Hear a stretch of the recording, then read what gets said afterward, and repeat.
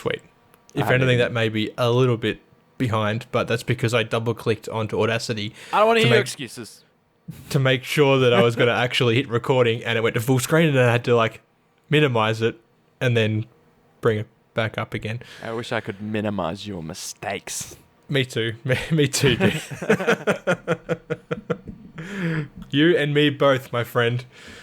Yeah, but here we are, alas, in the middle of one of your mistakes. My whole life is a mistake. Oh, Jesus. Well, I know it's nighttime, but I didn't expect it to get dark so quick.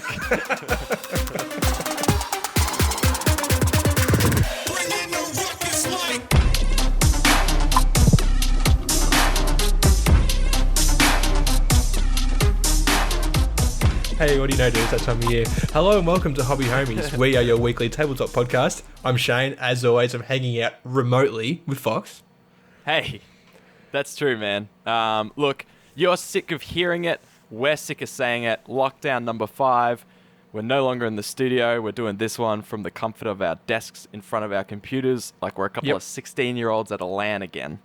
Well, I mean, there's just fewer Rockstar energy drinks here than at a usual LAN. Maybe for you, dude. My table is absolutely littered. This is how I get through. I actually, there was just a thing on the news just a moment ago that said there's been, I don't know if you saw this, that there's proven links between dementia and excessive caffeine consumption. Oh, God. Okay. And so I thought my only hope is that the dementia sets in a little bit and I forget how much I love rock stars and caffeine. Yeah, or you know, the cure for dementia is around by the time that dementia kicks in. Yeah, I didn't even consider that there could be a cure for dementia. I just thought it was one of those things like, I won't say. Caitlin knows what to do if I get dementia. She knows what to do. She knows where the shotgun is. Yep.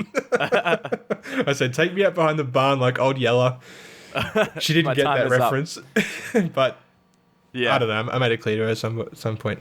So...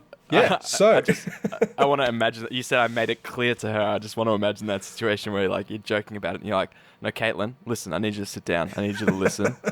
I need you to understand that I'm being dead serious with you right now. I need more miniatures. But yeah, the GTO. That was the thing that we did. The GTO, yes. So that is a 2-day, 2,000 point 40k event.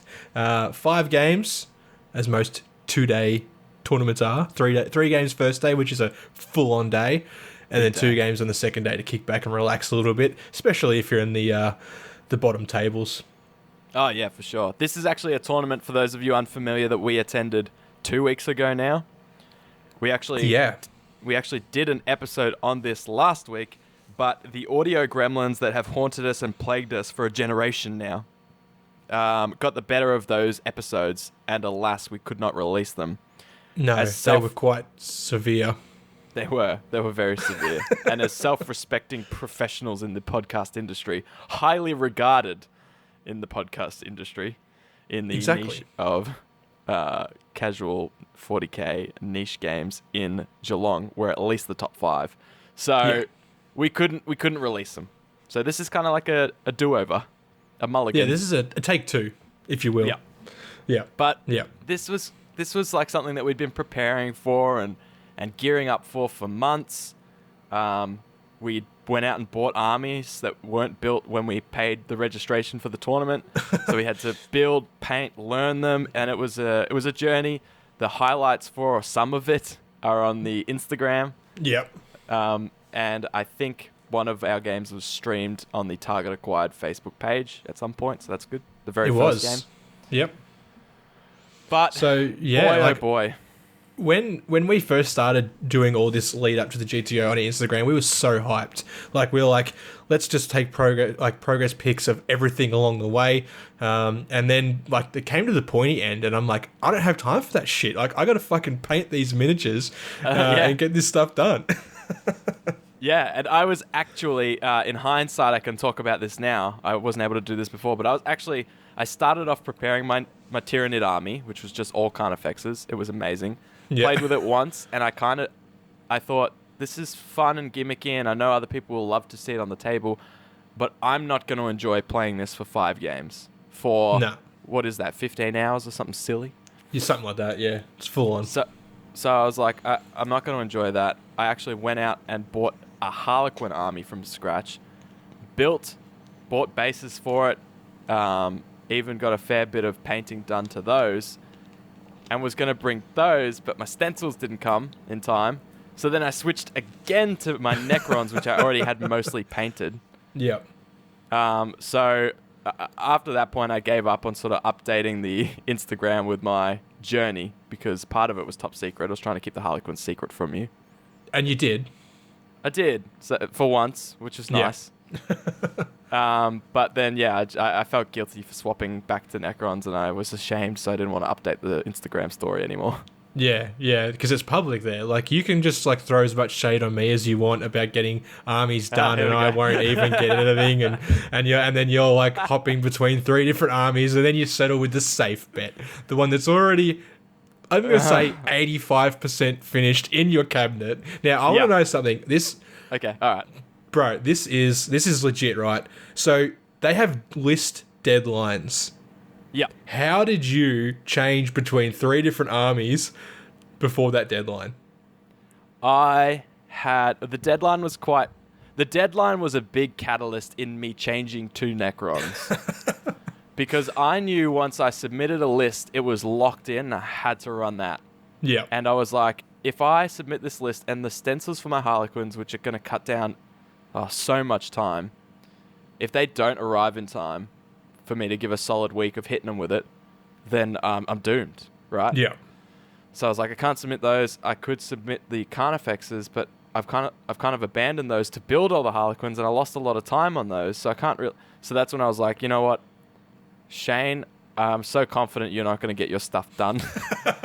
I'm going to pick my Necrons and help you paint some of your things. You did. Without you airbrushing my vehicles for me, I was not going to get shit done. I painted 1 tank by hand, took me like 10 hours, no joke, and I'm just like, fuck doing this like 5 more times. Yeah. So I do thank you for that.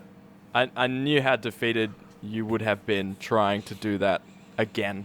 Because you wouldn't compromise. You wouldn't like settle for something crap, you know? So it would take you the full 10 hours on every vehicle. So whereas it took me 1 hour to do all 5 or 6 of yours. Yeah. Oh, it was 6, wasn't it? Yeah. It was, yeah. Yeah. So it was a team effort. We pulled each other over the line. We took some shortcuts, sure, but we got there. The goal was to play in a 2-day tournament with 2 painted armies, and we got there against all odds. Hell yeah, man. That was our first like full-on tournament that we've played in. I played in one, I think it was 2 weeks beforehand, which was a 1-day one, which was the same thing, 3 games. You know, it was a proper tournament. But I sacrificed to the 10 points for battle ready or whatever they call it. So I was just going there to practice the games themselves. Because you were playing Genestealer Cults, which is an insanely complicated, underpowered, horrible army to try and play in the current meta. Yeah. And you basically had no idea about the rules heading into this this 1-day event. So that was a great primer for you, probably. Yeah.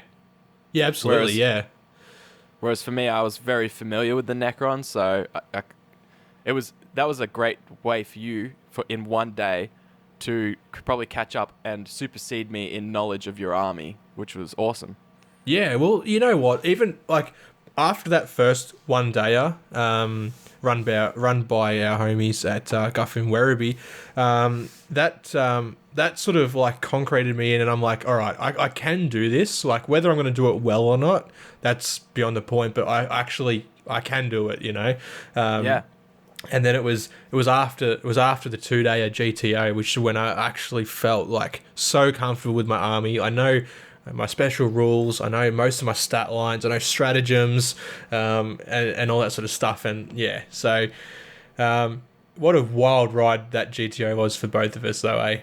Oh man, for sure. And we'll break down our round by rounds in a moment and talk about what missions, because everyone played the same mission every round, so we'll just briefly mention the mission, then talk about our individual matchups. Just quickly, I thought maybe we could talk about our lists broadly so people got an idea of what we're trying to combat these opponents with. Yeah, shit yeah, dude.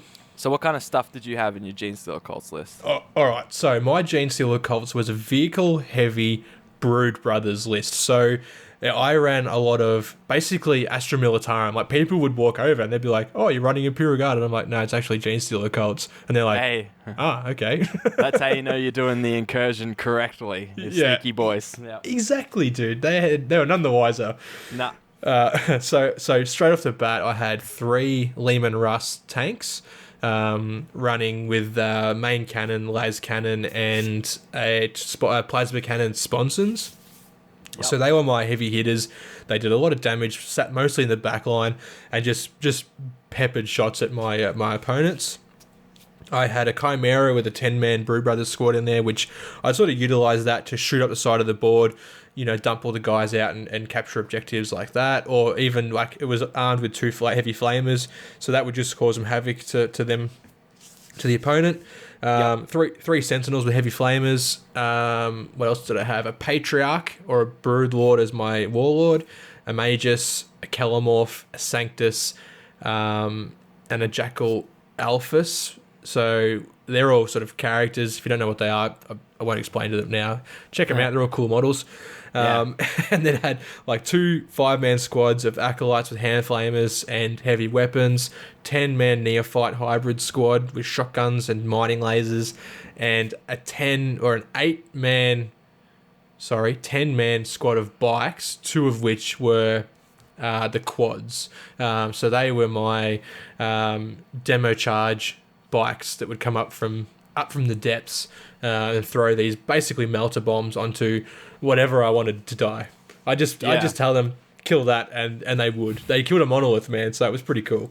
Yeah, they seemed insanely cool. I remember we played against each other actually pretty recently, and they did a number on me. They're just so reliable because you've got the strats that you can pop them up. What is it, 3 inches away? 3 inches away, yeah. Yep, and then you can throw 5 grenades and the demo charges are a one-use grenade weapon, so they're like a D6 shot, strength 8, -3 AP, D3 damage each, I think, or something like that. So the D3 like damage is rough because, like, it's not reliable, and so is the D6 shots. Like, when I played against you, I scored pretty low as far as shots-wise. I think I only got like 10 or 11 shots or something like that.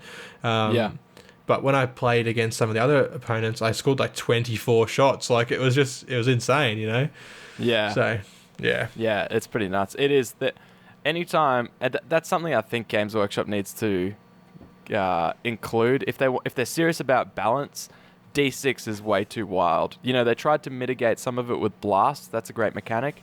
Yeah. But I was hoping we'd see more like, instead of D6, let's get 2 D3s.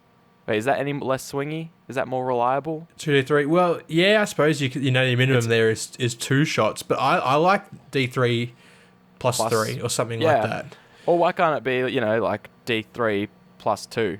If you want them to always do at least 3 damage, but you're not quite sure if you want the thing to do 5. Yeah. You could do all that kind of stuff. Yeah. So, anyways. So, that was my list. Some models perform better than others. Some of them I only learned how I wanted to play them by the end of the tournament.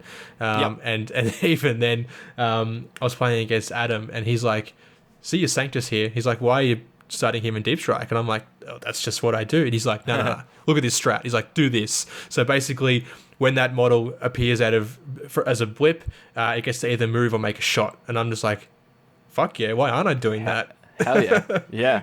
So I learned a lot. By the end of it, was pretty happy with how most of my models performed, as well as synergy with each other. So yeah. I think to give the listeners an idea, like, you and we've played a fair bit of 40k against each other, and maybe a handful of games against other people. But when we play, we usually sort of like, we mostly ignore stratagems. We kind of just use our CP to do rerolls. We rarely bring like warlord traits and relics. Like, we basically play a basic version of the game. The core rules, our codex rules, but none of the extra stuff, No, just like a really watered down version. Like earlier on, we never would even bother with objectives. It was just like, let's just kill each other. Yeah, that's right. We did. Yeah. So this tournament being like a proper GT 2021 Games Workshop mission-focused tournament, like there was so much new stuff for us to think about, as well as, picking our psychic powers and including that in our list and things of that nature. Yeah. It was, well, for you, I don't have any psychic powers, but I had to pick Catan powers and things like that. So it was a big leap for us, which is why we probably performed so poorly. But my list was Necrons. Basically 2 Indominus boxes was my list. I had 40 warriors, 2 big blobs of 20. I had running flayers or reapers. One of each. So I had one squad of flayers, one of reapers. Yeah. I had the Void Dragon, which is just my favorite model. Maybe in the game, I'm not sure. I had 2 big blobs of destroyers, Scorpec destroyers, one of 5, one of 6, and the Scorpec Lord, sort of running around with them.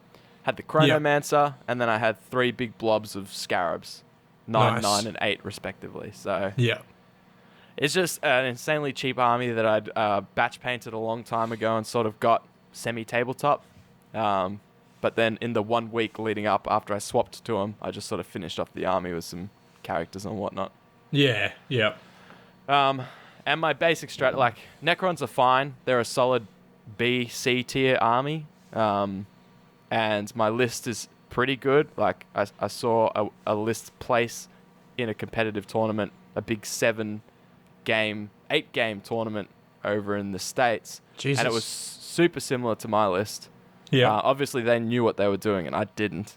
But I thought, it's 80% of my list, so I'm not like just running trash here. I'm if I fail, it's because of me. So that was good to know. Yeah. So those were our lists. Round 1. The mission was, I believe, a custom mission that Target acquired, like the people that ran the GTO, Geelongtown Open, came up with, right? What's mine is yours. Yeah, that's the one. And the goal of this objective is you've got objectives on your side that you can pick up with your troops, and the goal is to get them on the other side of the table. And then at the end of the game, whoever has the most objectives in their opponent's half wins. Yeah. There's things like, there was other rules, like when you pick up the objectives, you can't move more than 8 inches, including advancing. Yeah. You also can't charge if you've got, if you're holding an objective and stuff like that. Yeah, that's right. So who did you play round 1? How did it go? Run me through it. All right, so my round 1 was against Tom B. He played Custodes.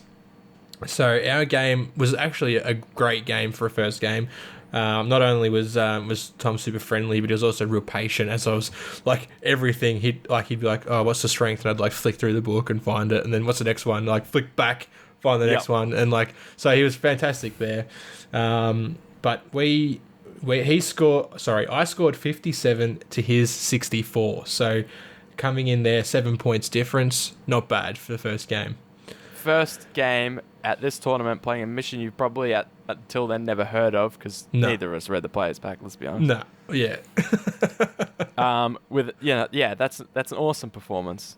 Thanks, dude. So his list consisted of a lot of Terminators, Dreadnoughts, and Custodes tanks. I don't know what they are, but they were big and gold and red and hurt. And hurty a lot. Yeah. Yeah.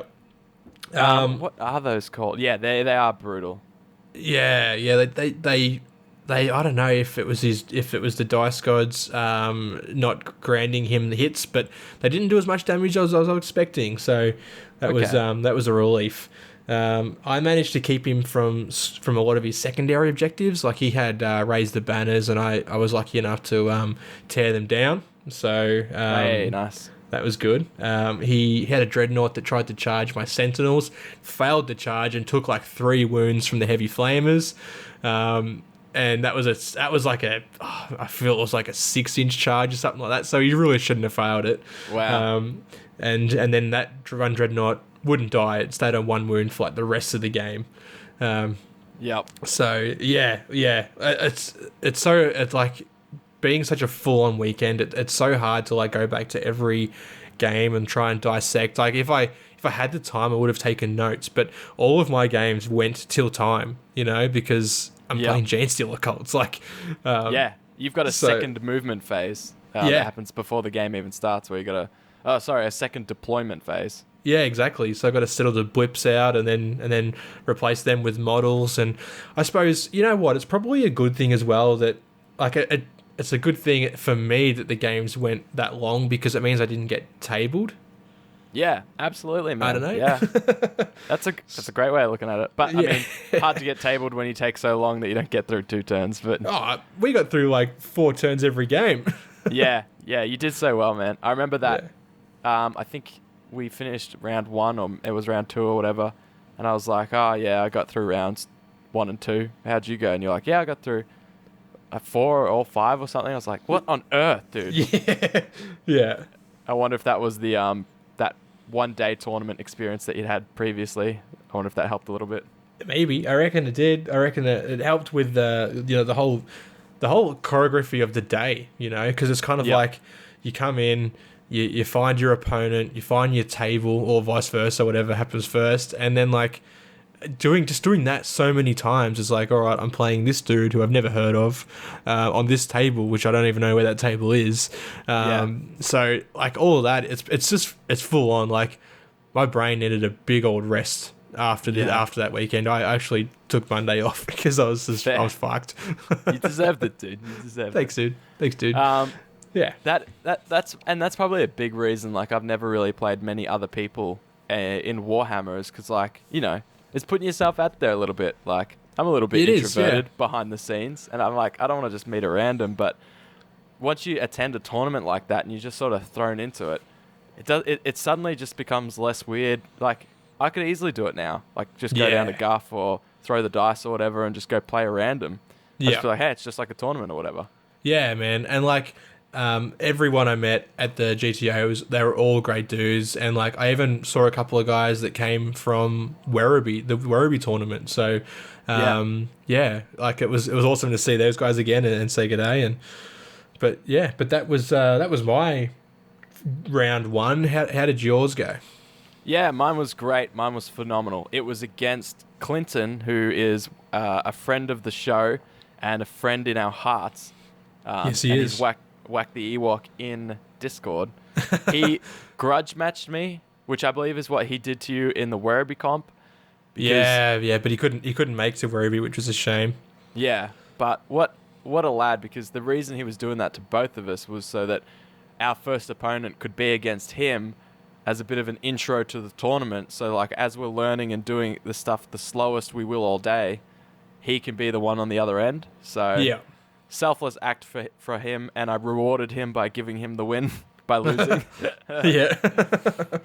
I believe the scores were 31-25 in Clinton's favor, which was great, well deserved. It was a great game too, because we got only midway. I was playing so slow that we only got midway through round 3, so our end of round 2 scores were what counted. So why does that happen? Like why couldn't you have just like math hammered it out and theoretically played through 5 rounds?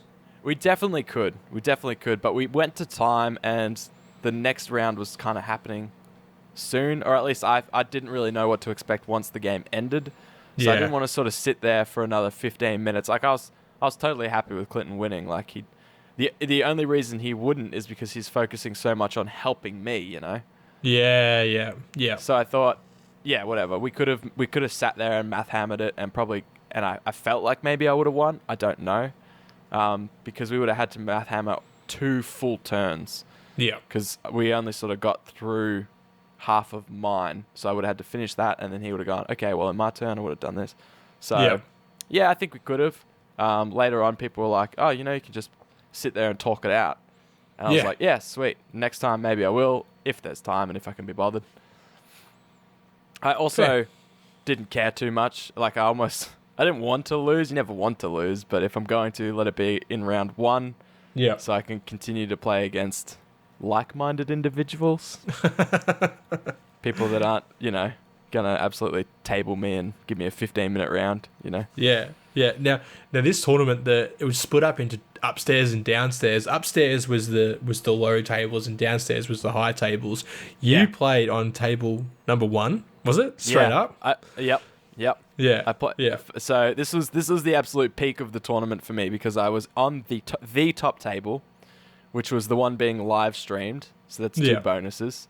It was great. I knew I was playing slowly when I had the Discord open and one of the homies was like, wow, Fox moves his models so slow. I mean, so carefully, they said, which I knew straight away meant I'm taking way too long. Yeah. But I wanted to be, anyways. Yeah. So that was the highlight for me, because I never once again saw the bottom table. But, I mean, sorry, the bottom floor, which was the top tables. Well, it's funny because I started on table number 18. Which is upstairs. Yep. Upstairs. And then the next round, you went upstairs and I went downstairs. Yep. Well deserved too. That's where we should have been. It's such a funny dynamic, because some people would be... It's funny, there was one bloke who I'd never met before and was walking down the stairs while I was taking my dude upstairs, and I was just like, congrats, man, you earned it. And he sort of looked at me confused, but I was like, well, I mean, surely he won because he's been promoted. Then again, maybe he was packing up to go home. Who knows? Maybe. He just called it. He's like, fuck this. Yep, I'm out. Yeah. It's too long. 3 hours, too long. So, yep, we went to time. So what I learned from that game was that I need to be quicker. I was like, okay, I thought people would want me to be thorough and meticulous with my rules so that they know they're playing against a clean player. That's not what they want. Obviously, they want a clean player. They assume that. What they want is me to hurry up with the little things so we can play the fun stuff, you know? Yeah. Which is 5 rounds of Warhammer. So that was my biggest takeaway from the first game, was that, you know, just get quicker with your movement, and just... Because... when there was only 15 minutes left and I was like, crap, I need to get through round 3 so that I can win this game. That was my logic. That's when I was moving. I was churning through it. I was like, oh, wait, it's kind of what you said at the start of the episode. Like, you got to prove to yourself that you can do it. It's that thing where you're like, oh, I can do this. Yeah. I can play proper full-size Warhammer, and I can do it quickly. And I can churn through my rules. I just need to be conscious about it, you know? Yeah, that's it, man. So I've got my best and worst units for that game were both my scarabs. So I had my scarabs that weren't carrying objectives were really good, because they just got up there and they slowed Clinton's things down. They sort of were great at controlling what I let through of Clinton's to get to my back line, which was my destroyers and stuff. Yeah. They got fly, and that table is absolutely littered with terrain. So them being able to just ignore all of that was amazing. Oh, yeah. But my worst unit was also a big blob of scarabs that were carrying an objective, because I didn't realize until like round 2 that they can't also charge. No. So I was like kind of getting them in position to make a charge, which if I had known they couldn't, I would have moved them up further and got points for that objective. Yeah. So it's funny because, my best and worst units for that game were scarabs.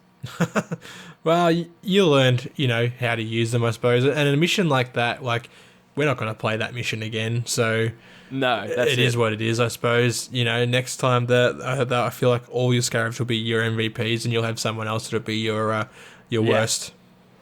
Yeah, that's it. And that's kind of the way the game's just got to go when you're like us and you're playing in your first proper comp. Yeah. Each game is just, you just go, look, I got to lose this, but I just need to make sure I learn from it. Otherwise, it's a waste of time. Yeah, that's it, man. Exactly. I guess another takeaway was kind of what you touched on there, is playing the mission as well. I was like, there's going to be tournaments where we come up against the mission that we're never going to play. So you're instinctively like, well, I don't want to invest any time sort of like learning this or playing around it, because I'm never going to do it again. Yeah. But that's what good tournament players do, I guess. They go, all right, I've never played this mission before, but neither have you. So whoever does it best is going to get more points, probably. Yeah, that's exactly right. That's like our the last mission of day one as well, which was another unusual one. So Yeah. yeah, yeah. So run me through round 2. All right. What do you remember from that? Round 2. So packed everything up, went downstairs, table Congratulations. 9, I think it was. Thank you. I played against Gavin and his Necrons. Oh, That yeah. was quite different to the last game. I scored 36 to Gavin's 92, and that was the overrun mission. So that's one where you wanted to get into you basically wanted to flip the table and get into your opponent's half and control those objectives. Yeah, that's right. So it was a secondary that you could choose to take. Yeah. And if you did, you got points. You got secondary points for holding their objectives, but then obviously you also get the primary points for holding. Yeah. So you're double dipping, man. That's really what you want to do. So Gavin's list was very vehicle heavy for Necrons. He had 2 Doomsday Arcs, Annihilation Barges, Command Barge, Wraiths, Tomb Blades, and a Nightbringer. And I think he had like 6 Immortals or something like that, just to fill in like some last few points. Yeah. And so his Doomsday Arcs were beastly, man. They were just sitting there, not moving, firing their main cannons at the full power or whatever it is. I tried to charge his Nightbringer with my Patriarch, which did not end well. Hey man, that's how you learn. Because I'm like, all right, these Catan can only take 3 wounds per phase. So I'm like, if I can get 3 wounds in the psychic, the shooting and the combat phase, I can probably kill this thing, right? Yeah. And I think I did a couple of wounds in psychic and maybe a couple more in shooting. So I'm like, all right, perfect. Let's just charge this sucker. Which did not go well. My Patriot got minced in like one go. I swear he overkilled him by like 15 wounds or something. And I like to see you with your little notebook going, okay, Patriarch v Nightbringer equals no. Yeah, pretty much, yeah. Not to do again. Yeah. Exactly. But then like he just pounced on me, like his wraiths and his barges, and I was just trapped in this little corner. I couldn't do anything. I tried deep striking into a few like at the end, but by then it was just like too little, too late. So I got like a few points out of there, but it was just nothing quite. It was actually heartbreaking compared to my last game where I feel like I performed so well, and then this game I'm just like, what am I doing wrong? Yeah. Goddamn Gavin and his backwards. English accent, like the whole time he's just like charming me. That's why you couldn't focus, man. I know. You're like, whatever you say, buddy. Whatever you say. Just say it again. How many points did you say you scored for that? 36. See, that's still respectable. You still got more points in that game that you got trounced than I did in any of my games, spoiler alert. So, oh, really? Oh, wow. Yeah. I'm garbage, by the way, as you'll learn in a moment. It's funny because Gavin. Let's go back in the way back machine for a minute. Now I'm in. I got my seatbelt on. Buckle up, Buckaroo. Yep. Before the GTO kicked off, we played a couple of practice games with Lockie and Dave, the hosts from Target Acquired. And I was like, I'm learning these GTO cults, but I haven't got a codex, and I'm like, I could buy one, but then like I don't want them to come out with a new one next week. So I'm like, well, I don't know what to do. And he's like, I'm gonna see if Gav's got one. So he messages this dude. Yep, no worries. He's like, all right, just come pick it up this Arvo. So I went and picked it up, and long story short, that this Gavin here was the guy I picked up the Gene Stealer Cults Codex from. So there you go. Yeah. I managed to give it back to him the whole time. I gave it back to him at the end of day 2, and I was like, here you go, you won this back. He's probably watching you just going, did you even read this? Pretty much. Yeah. It sounds like you did all right. I mean, you just got caught off guard a little bit it's one of those things like SKU lists are great against a well-established meta. But for us as new players, everything is a SKU list. Everything is something we've never seen before. So we've got to think, how am I going to play this mission? But also, how am I going to play against these things that I actually have no idea what they do yet? And by the time I learn, it's probably too late, Yeah. So Yeah, you took on the that's it. Necron parking lot and you paid the fine. Yeah. I learned from that game not to try and charge Nightbringer. There you go. That's good. Yeah. Smart. Next time, maybe you just shoot Psychic, and then the next turn you shoot Psychic and I think pray. so. Yeah. I think so. Yeah, that's it. Keep the Patriarch away, far away. Yeah. But yeah, man. So that was my round 2. Crushed after it, but I still had hope. And this result sent you back upstairs, didn't it, to the bottom It tables? did. Yeah. Yeah. Our adventures on the ground floor were short-lived. Yeah. Yeah, that's right. Kind of humbling. So my round 2 was against, let me just remember here, it was against Rob Crook. And he was playing Space Marines, but it was Iron Hands. And Hang on. Hang on. Rob Crook. Yeah. There's so many puns there. I know. I mean, the guy's name it's Rob Crook. Short for Robber Crookington. But he was anything but a crook, although he did rob me of a victory. Yeah. He was just a phenomenal opponent. Just another lad. Yeah. I got like 10 minutes into the game, like, I'm going to buy this dude a beer. He's just a straight homie. Oh, So- nice, dude. Did you? Yeah, I did. Yeah. Ah, I mean, sweet. he wanted a VB, so that was the last Okay. beer I bought him. Lost a couple of points there, but Yeah, exactly. nonetheless. Not enough to snatch the victory from him, though. So, yeah, Rob had a beautifully painted Iron Hands army. I fell in love with it. The same way I fell in love with a Space Wolves army one time at a Werribee tournament. I loved this. I just thought it was so cool. The stuff he had, the way it was painted. Nice, dude. The thing is, black is really tough to do at that scale, like 40 models all black, because if you dry brush it, it looks okay, but it doesn't hold up. Yeah. It's just tabletop, but his weren't dry brush; they were edge highlighted. Wow. And if you go overboard with edge highlighting on black, your stuff just looks like it's from the Tron movie. Yeah. Yeah.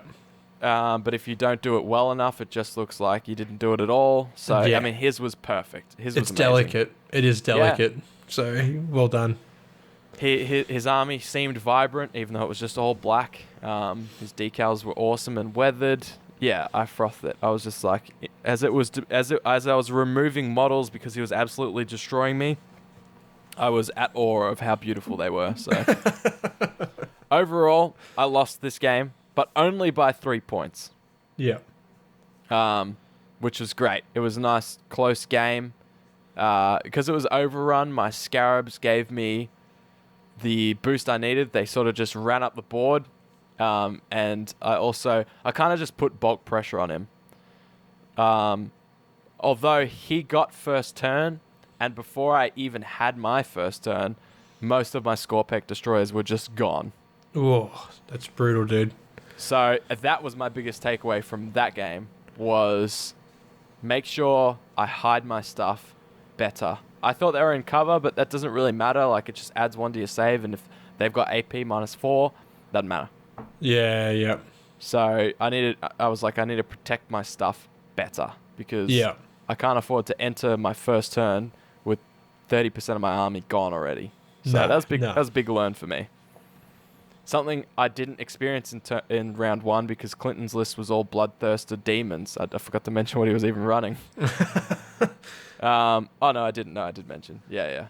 I think you did. Yeah, you mentioned bloodthirsters at one point, so I'm sure people figured it out. Yeah, it was like 3 big bloodthirsters, some demons, some flamers. It was just chaos demons. It was chaos. Because his army was basically all melee, and so was mine. It was just a bloodbath. Yeah. But so this one was the complete opposite. It was my melee army versus, Space Marines, just firing shots from across the table, removing my models. So yeah, 38-35. I felt good about that, considering dude. How much I took a hit. I only still got through 3 turns, which I was disappointed with myself for doing, because I was trying to play fast. But I was just like, it's again me learning new units that my opponent has. So yeah. my best units for that were the Scarabs and my Void Dragon finally got some action. Oh, shit.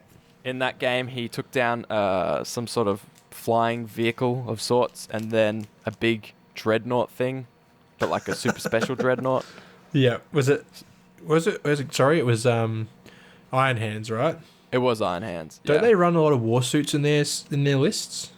Is that what they're called? War suit? Invicta war suit. It's like a Marine insider suit. I don't think it was an Invicta war suit, but it was like more chunky. Okay. It felt like a heavier one of those. Yeah. Fair enough. Someone in the Discord when I posted a photo was like, "Yeah, man, try and kill that thing," and I was like, "Well, yeah, I will. We'll try." Yeah. And so the Void Dragon had an epic battle with it and ended up killing it. So he performed mightily that game. Nice. Which is expected. He's a vehicle killer, and that list had bulk vehicles, so Yep. I guess only killing 2 was probably a failure. But anyways. And my worst units for that game were the Scorpec Destroyers, because they rarely saw combat. That's and a when shame. they did, they were kind of useless. Yeah. Space Marines are strong, dude. Yeah. Yeah, they are. Thank God it wasn't the Iron Hands of like late 8th edition, but they were still... Oh, when they were meta. Yeah, man. Yeah. It still felt rough, though, so... Yeah. What about round 3? Nice, dude. That was like... Yeah, I felt good about that one. That was probably my best game, because it was like 2, not equally matched. He was way better than me, but I feel like maybe I had the better list, and that sort of carried me. Bit of a counter to him, maybe, like enough pressure to get in his face. As a shooty army, you don't want that. And a Void Dragon when you're a vehicle-heavy list, so... Oh, yeah. Yeah. Sounds like you did well, dude. Thanks, man. My biggest play was actually just dropping 20 warriors in front of him with the Veil of Destruction. Veil of whatever it is. It's like a little teleporty thing. That's the one. Thank you. Thanks for knowing my army. You're welcome. So I dropped... I first gave them a 5-up invol with my Chronomancer, then I just put them down in front of his entire army, and I remember his very next turn, he shot his entire army at that blob. Killed it, but that's what it took. And so... So everything in my army, which is fully melee, got to move up for a whole turn and not get shot, because he was focusing everything into that blob. So that's when I was like, I see why people rate these bloody warriors. Like, the first game, not a single warrior even died. And the second game, he focused one blob down entirely, but didn't touch the other one. So I was like, damn, these things are rocks, man. Well, that's what, with the reanimation protocols, that's what it is. You have to kill the whole unit, otherwise they can just keep coming back. So yeah. I think he's probably studied Necrons and how to counter them. And that's what he picked up. So that worked well for you, man. Your 210 points, or however much it is. 20 warriors. I don't even know how many points they are. 260. Yeah. Took his 2,000 to take down, so you did pretty good. Yeah, it was great. If only I could have killed some things in return. But yeah, it was a good turn. And again, that was probably a big part of the reason the game was so close. But again, I lost. Yeah. Well, my round 3. Yeah. So I played against Fergs and his Dreadnoughts. This list, man, like, I'm just like, what am I even looking at here? Like, he had. I feel like he had 14 Dreadnoughts, but it felt like 30 on the table. Goodness. There was even 14, dude. What? Oh yeah, man. There's just chunky boys everywhere. So that game was good. That was I managed to score 59 to his 70, which was pretty good. I felt like I had it at the start or for a little while. And this was another weird mission. It was like a assassinate mission where we had to nominate 3 of our units we wanted to have killed. I think no, we had to pick 3 of theirs. We wanted to keep alive. Correct. And then we had to figure out which 3 of ours they picked and get them killed. So that's it. It was strange to wrap my head around that, but it didn't really matter because he basically tabled me. So he killed his 3, and I didn't kill the 3 I picked for him. So I scored a few good points there. But a lot of his Dreadnoughts were melee, which I'd never even really seen, like anything like that. I feel like it was like a Dark Angels list. or something, because he had a few like of these relics, like from the Dark Age weapons, which was cool. Yep. Yeah, and I maxed out on the primary as I had all of my models killed, and he left his alive. So, or was that the secondary? You could pick something like that. But yeah, like it was a fun game to end day one. Wasn't worried about winning or losing or who I was going to play next. I was just happy to just kill some dreadnoughts, and I did. So it was good. Yeah, that's awesome, man. Because Yeah. that was Blood Angels technically, by the way, his faction. Oh, was it Blood Angels? Was it? Interesting. I guess when it's all dreadnoughts, it doesn't really matter. Like it's they've just picked a chapter probably. Melee makes sense. I think they're a bit better in melee, maybe Blood Angels. Yeah. I don't know. But man, game 3, like you were showing such good improvements every game. I know it felt like you took a hit round 2 because you scored so well in your first game. Yeah. But I think if Gene Stealer has a matchup, it's against Custodes, like against elite armies like that, because they've got such few units that you've got so much freedom to where you drop and maneuver around. You can sort of outmaneuver them. That's true. Yeah. But then, like, to come against parking lot Necrons, to score 36 against that, really good. Yeah. And then to score 59 against such a skew list, like 14 dreadnoughts, you don't have enough mining lasers for that, Nah. No way. So what a good way to like finish your day 3. Yeah. Yeah, it was good. It was such a fun game, and he was a grouse dude as well. Yeah. Yeah. Kaiser He's von like- Fergs. That's him. That's Yeah, him. man. Fergs, yep. He drove, he's from like Apollo Bay, and he drove down in a combi van, man. And he's like, what a lad. he's like just living in this van while he's down here. And he's like, I've been here for a week. He's like, I'm going home tomorrow. I'm just like, what a fucking life. hell, that is so cool. Yeah. Damn. I want to know more about him. We should have him on for an interview. Just tell us about your life, dude. What's it like? I'd like to imagine he's got like a tiny little like painting desk in the back of the combi van. Like I'd have to have something set up. Hell yeah, man. Yeah. Little 6x4 table in there, or 5x4, or whatever it is now. That'd be dope. Just wheels it out like, anyways. Yeah. I got on a tangent. Let's kill it before it becomes alive. So, round 3 for me was against, I'm trying to remember, Andrew. He was playing Dark Angels. I didn't know it was Dark Angels because, like, there's just Space Marines at that point. Yeah. Round 3 of the first day, I'm exhausted. And there's just Space Marines in front of me. That's all I see. Were they green? Maybe. I can't even remember. You should have known. I think they were probably green. Yeah. Was that salamanders? I don't know. He had 2 big blobs of 10 hell blasters, and 2 big ships, like flyers. Yep. And that was basically it. I mean, I think he had some other stuff, but that's what I had my sights set on. I was like, he's got 2 big blobs of hell blasters with a bunch of characters buffing him, and he's placed them all basically in the middle of the table. Oh yeah. So that's his party. And then he's got 2 flyers that I'm guessing are probably just to try and harass me or whatever. Yeah. So the game kicks off. I this time hide all my stuff appropriately, but against flyers, that doesn't matter because they just fly where they need to go. Oh yeah. And I was kind of ignoring his flyers because I actually picked both of them as the things not to kill. But he flew them at me, and these were unlike any flyers or aircraft I'd ever seen because most aircraft, pop some shots, but they've got such high mobility and survivability that they're not like... You can kind of ignore them. Yeah.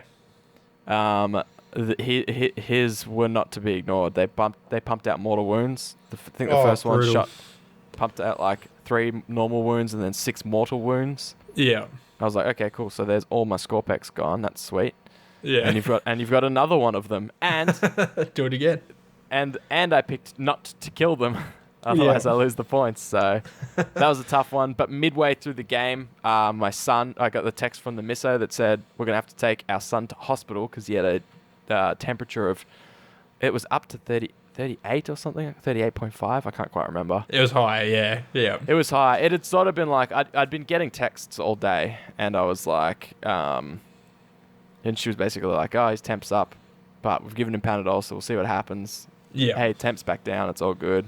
Hey, temp's back up again, we might need to head in, keep an eye on it.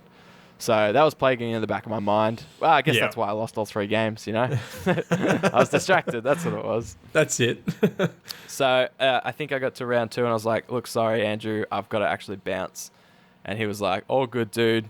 I was like, do you want me to try and get someone to pick up my army so you can like play the rest of the game? I didn't want to deny him a game. Yeah. But I mean, it was round 3 and he was just like, nah, dude. Let's call it. You know, imagine that. You get a free win, maximum points, and you get to go downstairs and have a beer. 20 minutes into round 3. I wouldn't say no. Yeah, he didn't say no either. No. So I got a total of 12 points for that game because I guess that's all I'd scored up until I left. Oof. And he got the full 100 because that's how it works when you forfeit a game. So yeah.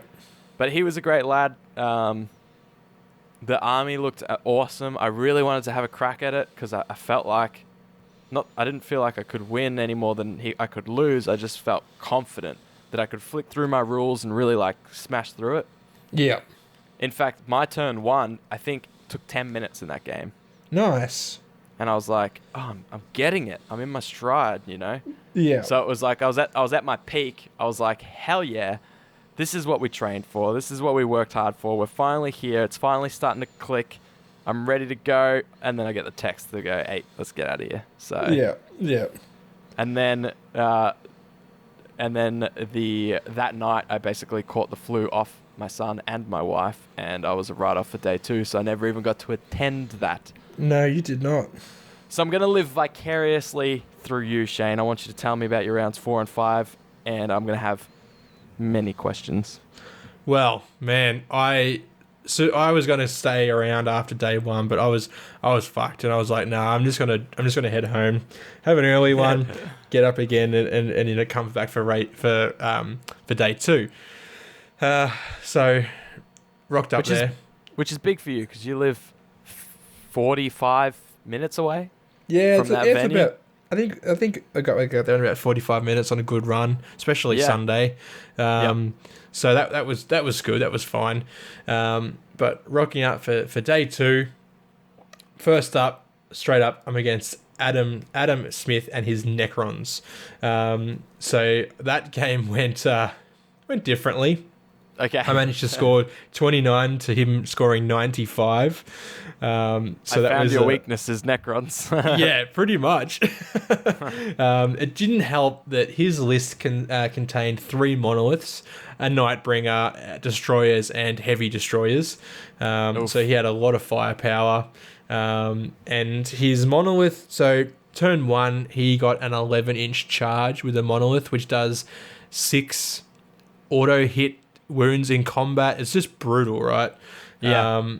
And straight into my Ridge Runners, which were probably the only thing that I really had to fight back against the monoliths. True. So that was hard because they were my anti-vehicle weapons. I was really relying on those to do some damage to these 24 wound fucking department stores that he named them. Each one was named after a different chain. One was Costco, one was Walmart, and one was Target.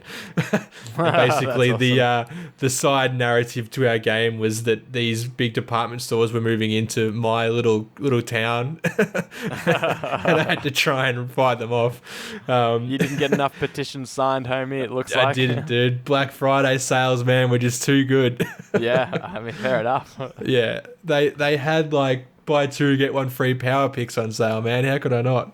Nah, you can't. That's a bargain. That's a bargain. I don't care what planet you're from. Exactly. Like I felt like I was going all right, but him making that first charge just dashed all my hopes. Again, my Patriarch took on another Nightbringer. I didn't charge this time. Nice. I was charged. Okay. So what you learned from the previous Necron game was actually useless because you didn't have a choice in the matter. Exactly. Yeah. But he took like serious control of the board, and I was just chipping wounds off here and there, not really doing much.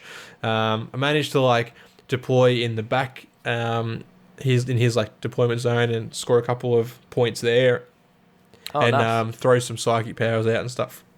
But it wasn't enough. So I killed one monolith, which I'm going to claim as a moral victory. So Costco didn't make it, but but the other two moved right in. So that was such a fun game, and Adam taught me heaps of shit, like him being a Gene Stealer Cults player. We also talked about like RPGs that he's been running, and some that we're playing like in our Discord with Ollie and some of the other boys. That was such a, being day 2. Like I was like, all right, I'm not here to expect any kind of win or anything like that. So let's just have some fun. Got thrashed, but had a good time doing it. So yeah, it was good. Yeah, I mean Smitty's a well-respected local. Yeah. So if you're gonna go down, let it be against the King of Necrons. Yeah. Oh man, we were actually talking because back in, I'm going to say 2017, the Geelong Games Workshop store had an Armies on Parade, and I entered like some terrain that I made and a few signs and stuff that I painted, but Adam had like a 5-tier Necron tomb, which was just chock-a-block full of it was like a whole legion, man. There was just hundreds of models in there, I reckon. Damn. Yeah, and it was like, so in Armies on Parade you get 2 foot by 2 foot, right?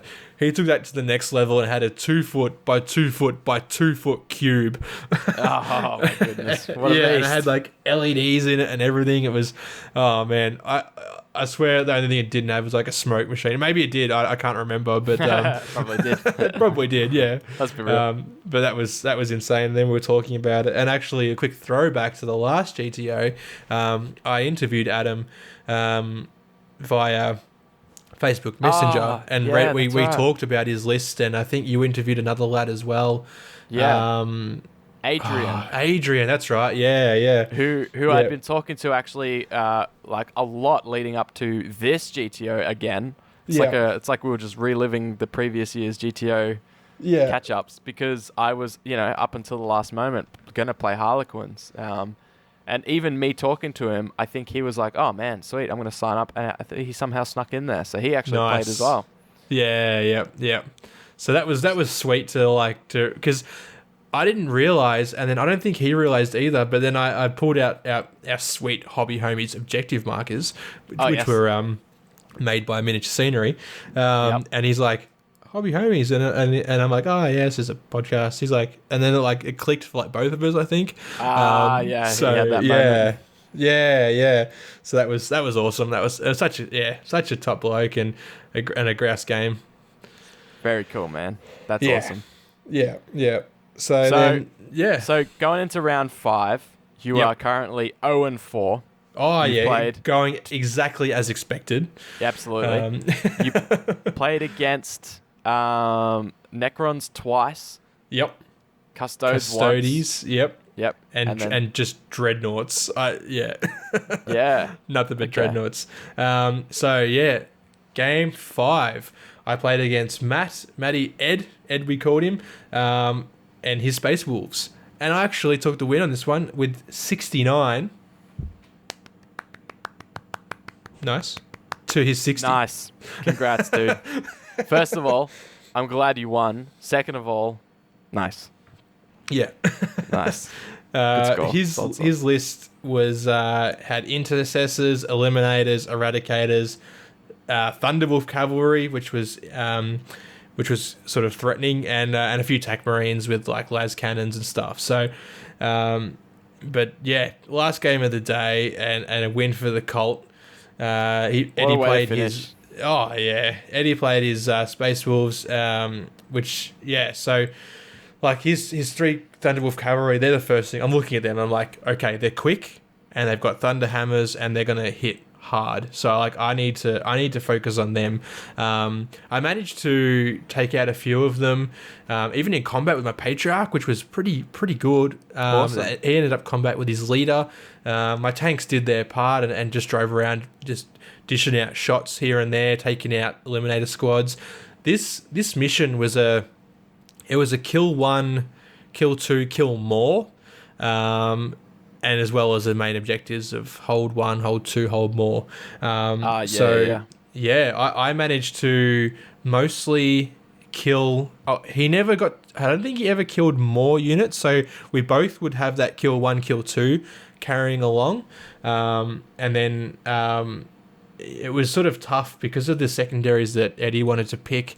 They didn't really work. Like some of them were from the same category, so he couldn't take them, and he ended up just picking. I think he just said, "Oh, just pick that one, whatever," kind of thing, And I think that might have let him down. If he had have picked one that would have been easy for him to achieve, I think he probably could have got the win.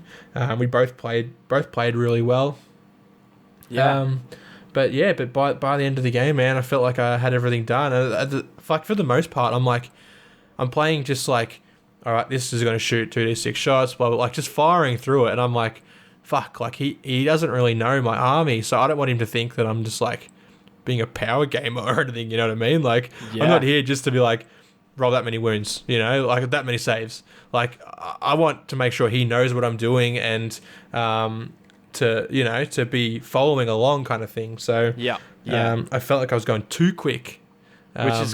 Which is awesome, man. Like, what a way to finish on every level. A win, 69 points. And then to be so confident with your rules after just a handful of games. Yeah. With a super complicated army. Yeah. That's gotta feel good. It's gotta feel like a good closing of the book for that tournament. Oh man, yeah. It was a great way to end. And I think what was it? I won player something. Yes. It was won. Like the People's Choice Awards. People's Choice, the Nickelodeon People's Choice Awards. Absolutely. The MVP, you were the Nickelodeon Most Valuable Player. Yeah. So you won effectively. What was it called? Was it Best General? Nicest Dude. No, it wasn't Best General. It was effectively Nicest Dude, wasn't it? Yeah. Like, it seems like everyone I played against had a good time and that, which was sick. Like, it was just, it was so awesome to get that. I didn't win any prizes or any sweet trophies or anything, but they gave me a round of applause, which I was happy with. There you go. I was going to say you won the best prize of all, admiration. Yeah, exactly. And momentary respect. Yeah, very momentary. Hey, man, but you won something. You went to a tournament and you won something. That's Hell crazy. Yeah, dude. Hell yeah. Including a game. Including a game. Yeah. But oh man, like I'm already hyped for the next one. I've put my name down for the Winter Wipeout 40k, which I think is currently full, or they're looking at expanding it. So I'm like, put me in there if you can. Which is going to be sick. I don't know what army I'm going to run, but I'm already keen. Did you put both their names down? I think I did. Yeah, I did. That's right. Yeah. We're both in, and I'm the same. I don't know what. I know I'm probably not going to run Necrons. It'll be either my Nids or my Harleys. They're both coming along okay. Yeah. And it's a while away. It's only a month. Oh, Jesus. It's happening again. Well, I'm playing G2 Cults again. Yeah, I'm playing Necrons out. Or whatever army I can buy fully painted. It was a phenomenal tournament. It was. Target acquired. I was going to say we've talked about them, and we have, but we actually did an episode on them that never aired because of, again, our audio gremlins, leading us to the only logical explanation, and that is that anytime we talk about Target acquired, it curses the episode. I think so. So if this episode is going to come out, whether it sounds like shit or not, and if it does, it's Target acquired's fault. Yeah, exactly. And so was how great this tournament was. Yes. That was also their fault. Absolutely. They've done those guys. So well. Yeah, stuff them and their amazing effort. Yeah. Their first GTO was like 3 years ago. It had 12 people. And then last year it was 20 people. And then this year I believe it was 44 technically, but then down to 40 on the day. Yeah, yep. So, like, it's just insane year to year what they've done. But this was the first year they've ran it as Target Acquired, which is basically Lachlan and Dave, longtime friends who met at a tournament, which is cool. Yeah. Have teamed up to run tournaments in the past, and they're like, well, let's actually turn this into a thing. Hell yeah. And it's coming, like, they had 20 beautiful tables, most of which belonged to both of them. Yep. And so eventually I'm expecting they'll want more and more. I know they'll want more and more tables till they can just fill halls with their own tables. Oh, I hope they do. They do. The polish on the tournament was phenomenal too. Like, every table actually had a printed, laminated A4 aerial view of that table. Yep. With keys on what each terrain piece was and the rules for it. Yeah, it's perfect, man. Like, looking at that, you know, with a few of my opponents, we're like, you know, this is that, this is, you know, that's that. Sweet. Everyone's on the same level. There's no, like, umming and ahhing. It says on the sheet what it is and what it does. So, yeah, it was flawless for me. Yeah. Yeah, it was incredible. Yeah. They're both amazing lads. Like, we've played against them in the past. They're just helpful to the nth degree. Like, they had us over once just to teach us our armies, to prep us for their tournament that we'd already paid for. You know, they didn't have to do that. So they're all about community building and all that kind of stuff. Which is what one thing we're big at here too. Like, that's all we ever sort of wanted to do when we started this podcast, was to build communities. And, you know, it's just such a good thing to see. Yeah, and it seems like there's so many people popping up with that mentality where it's like the old wargamers who want their war game as it was 10 years ago to be unchanged and untouched by all these new people. They're dying out, thank God. And the new generation of people that are all about, let's just get as many people playing and having fun in this hobby as possible, because that's just better for all of us. Hell yeah. That mentality is reigning through, and these guys, Target Acquired, are the epitome of that as well. Absolutely. To the point where the other day, you and I played a game, and I was just like, hey man, can I borrow a table? And they're like, hell yeah, dude. So they gave us the box of one of their best tables, and we played on that, and it was incredible. It's still here. I tried packing it up, but I'm like, how the fuck do they fit all this stuff in this one box? Oh, they didn't. Don't try. Okay. Okay. I stopped trying, but I'm like... We'll play again. So they're incredible. If you're listening to this and you're a 40k person, or even you just want to support people who are doing good things for the hobby, go find Target Acquired's Facebook page, give them a follow, give them a like. Yeah, we'll put a link in the thing below this. Truth. We have the technology. That's the end of the road to the GTO. So we'll be covering more 40k events in the future, more Target Acquired events in the future. But it's as much like as I looked forward to it, I was also glad to see it gone, because the stress was like next level, you know, leading up to it and the day of and everything like that. So I'm sure for them, they're probably glad to see the arse end of it too for a little while, because I couldn't even imagine how much effort they put into that. Just an insane amount, and most of it goes unnoticed and unappreciated, rewarded. I reckon. Yeah, fucking oath it does. Yeah, for sure. They said, you know, it was they were well appreciated. People were happy, but not to the degree that they deserved for the amount of effort they did. So no, we don't know the 10th of it, but we see you. We appreciate you. Target Acquired, y'all are dope. Yeah, you're okay. Yeah. You're okay. You top dudes. Top dudes. Yeah. Just quickly for those that care, just before we wrap her up, put a bow on the bish. First, second, third place, just quickly. First place was Sam Dutney. Congratulations, Sam.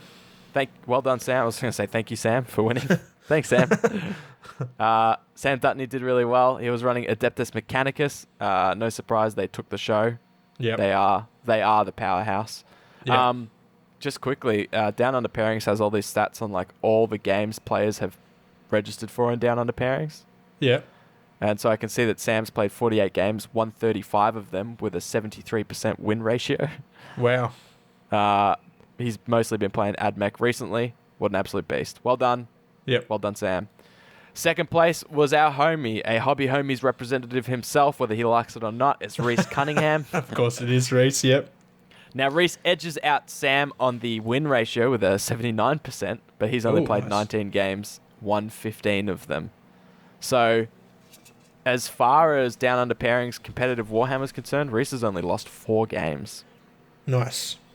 Again, playing Adeptus Mechanicus, how boring. You meta chasers, the both of you. Go play an army and be a good general. Yeah, like Gene Stealer cults. Yeah, good luck with that. Let's see how good your win rate is. Shane's is 12.5%. See if you can top that.